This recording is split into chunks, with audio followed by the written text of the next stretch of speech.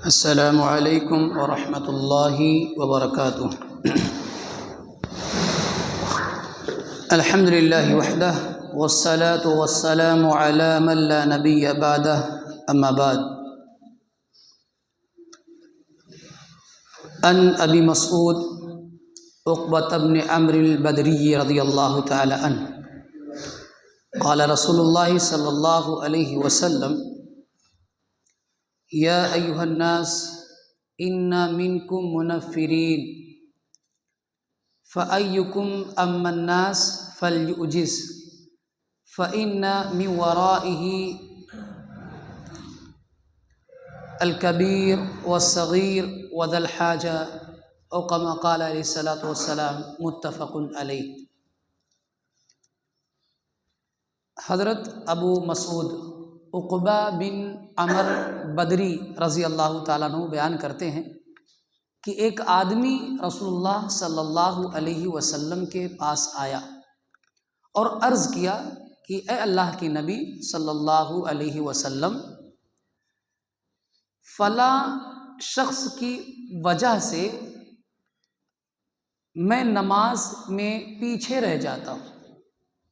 فلاں شخص کی وجہ سے میں نماز میں پیچھے رہ جاتا ہوں، یعنی صبح کی نماز میں پیچھے ہو جاتا ہوں، اس لیے کہ وہ قرات لمبی کرتا ہے۔ انہوں نے شکایت کر دی۔ ابو مسعود عقبہ بن عمر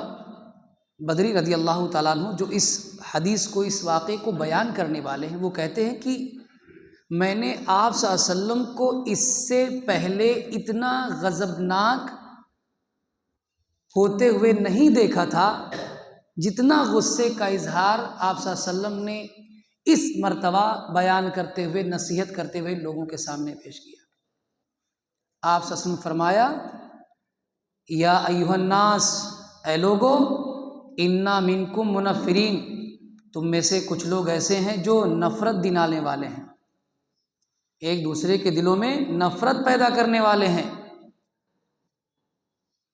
فیا اما الناس، تو اے لوگوں کی امامت کرانے والوں، فلیوجز،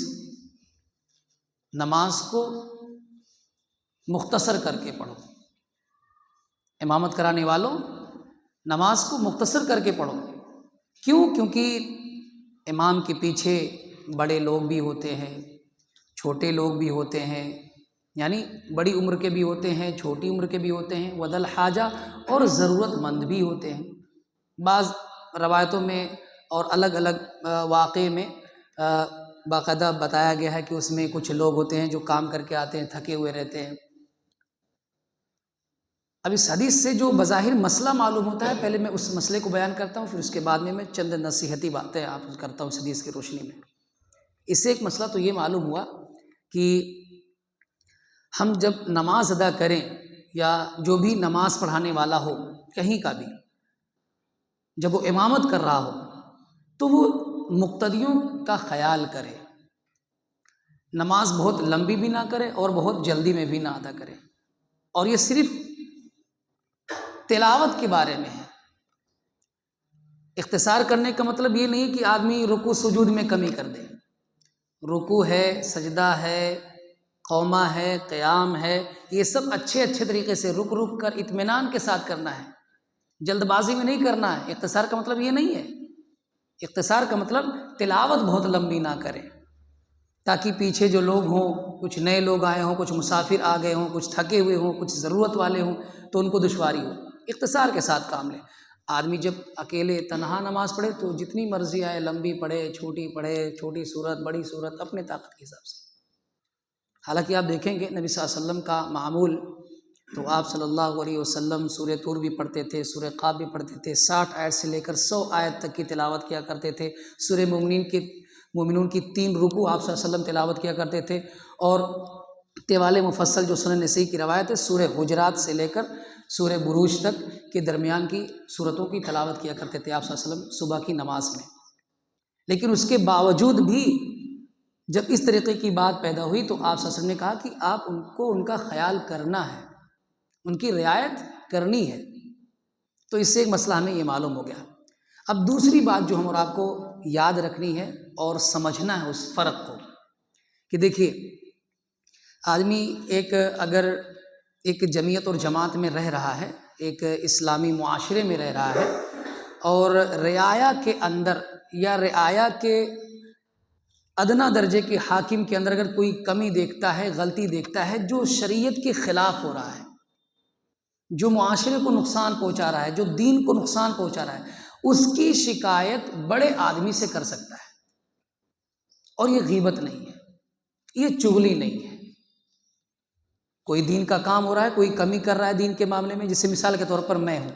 اب میں دین کے معاملے میں کوئی کمی کر رہا ہوں یا کوئی گناہ کر رہا ہوں، میں اپنی مثال لیتا ہوں کہ میں کوئی گناہ کر رہا ہوں، معاشرے میں رہ رہا ہوں، مجھ سے کوئی غلطی ہو رہی ہے، آپ کو پورا حق ہے کہ جو مسجد کی کمیٹی ہے، ذمہ دار، ان کو جا کر کہیں یہ غیبت نہیں مانا جائے گا، نہ چغلی مانی جائے گی۔ کیوں؟ کیونکہ آپ ایک اچھے کام کی طرف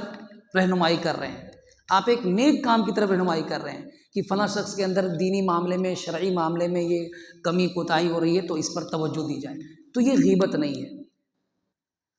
اب اس سے ایک باریکی چیز اور جو ہم اور آپ کو سمجھنا ہے، معلوم کرنا ہے، وہ یہ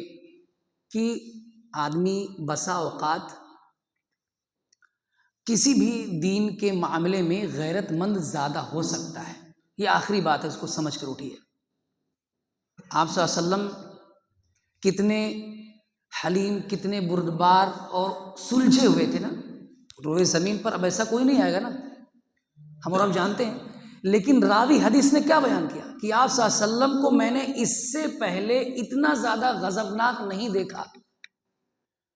تو اس سے کیا نقطہ سمجھ میں آتا ہے کہ جہاں دین کے بارے میں غلط کام ہو رہا ہو تو وہاں پر آدمی اپنے دینی غیرت اور حمیت کا اظہار کر سکتا ہے۔ مثال کے طور پر کوئی آدمی دین کے معاملے میں کھلم کھلا گناہ کر رہا ہے، اب آپ کو دیکھ لیا، آپ کو برداشت نہیں ہوا، آپ کے چہرے پر غصے کے آثار نظر آ گئے، آپ کا لہجہ بدل گیا کہ بھائی تم یہ شراب نوشی کیوں کر رہے ہو، کہ یہ غلط کام کیوں کر رہے ہو، جوا کیوں کر رہے ہو، زنا کاری کیوں کر رہے ہو، حرام خوری کیوں کر رہے ہو، یہ منع ہے، غلط ہے۔ ایسا ہو سکتا ہے، ایسا آدمی انداز اختیار کر سکتا ہے دینی غیرت کی وجہ سے، دینی حمیت کی وجہ سے۔ ایسا نہیں کہا جائے گا رے ہمیشہ کول ڈاؤن رہا کرو، ایسا کچھ نہیں، ہمیشہ ایسا نہیں ہے۔ ایک نارمل آدمی بھی دین کے بارے میں غلط دیکھ کر جذباتی ہو سکتا ہے، اور اللہ کے رسول صلی اللہ علیہ وسلم بھی غصہ ہوتے تھے دینی غیرت کی وجہ سے، ویسا غصہ نہیں کہ جو بدلہ لینے والا اور دنیا میں بدلہ، دین کے بارے میں غصہ ہوتے تھے، دین میں کمی دیکھتے تھے، اس پر غصہ ہوتے تھے۔ تو یہ دو تین باتیں ہیں جو ہمارے معاشرے میں اصلاح کا ذریعہ بن سکتی ہیں۔ اللہ رب العالمین سے دعا ہے کہ اللہ رب العالمین ہم اور آپ کو توفیق دے کہ ہم کتاب و سنت کے مطابق زندگی گزاریں اور رسول اللہ صلی اللہ علیہ وسلم کے بتائے ہوئے طریقے کے مطابق زندگی گزاریں۔ اللہ رب العالمین ہم اور آپ کو اچھے اچھے کام کرنے کی توفیق عطا فرمائے، حسن عمل، حسن خاتمہ کی توفیق عطا فرمائے۔ اور ایک گزارش یہ بھی ہے کہ ہم اور آپ اپنی دعاؤں میں اس بات کا خصوصی طور پر دعا کریں کہ رمضان کا مہینہ آنے والا ہے، اور یہ دعا کریں کہ اللہ رب العالمین ہم اور آپ کو وہ مبارک اور برکتوں والا مہینہ نصیب فرمائے، ہم اور آپ کو اللہ تعالیٰ ایک مرتبہ پھر موقع دے کہ ہم اس مہینے کی سعادتوں کو حاصل کر سکیں، خیر و برکت کو حاصل کر سکیں۔ اور ابھی سے آپ لوگ اپنا ذہن بنائیے، تیاری کیجیے اس کے بارے میں، اس میں کیا کیا عبادت کرنی ہے، کون سی عبادت چھوٹ گئی تھی ہماری تلاوت کی کمی کی وجہ سے، یہ ساری چیزیں ابھی سے اپنے ذہن میں رکھیے۔ اللہ رب العالمین ہمیں اچھے کام کرنے کی توفیق عطا فرمائے، آمین۔ وآخر دعوانا الحمد للہ رب العالمین۔